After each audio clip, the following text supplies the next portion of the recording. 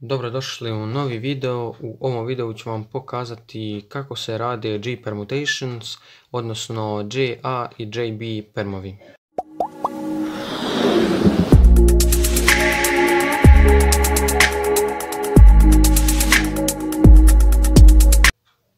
Prvo ću vam pokazati GA perm, znači prepoznamo ga po ovom bloku na lijevoj strani i po ovom ovdje bloku također koji je ispred nas. Kocku okrenemo na ovaj način tako da ovaj blok bude na desnoj strani, ovo što je, da kažemo, riješeno bude ispred nas i radimo sljedeći algoritam.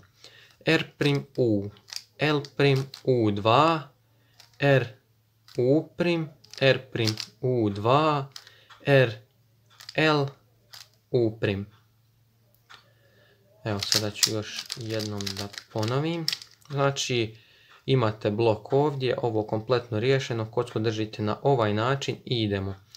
R'U, L'U2, R'U', R'U2,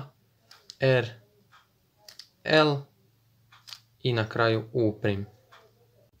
Sada prelazimo na JB perm, koji je kao mirror case od ovog prošlog.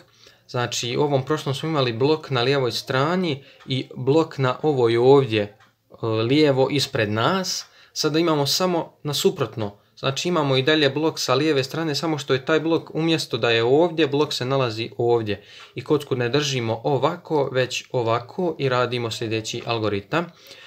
R'U, R'F, R'U, R'U', R'F, R2U, R'U'.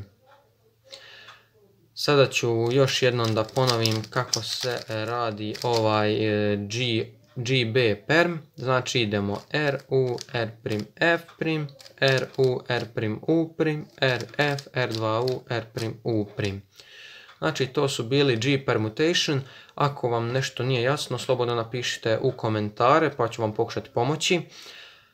To bi bilo to što se tiče ovog videa. Nadam se da vam se video svidio. Ako jeste, ostavite like, subscribeujte se na kanal za još mnogo zanimljivih videa koje ću postaviti u narednom periodu. Do sljedećeg puta, ćao!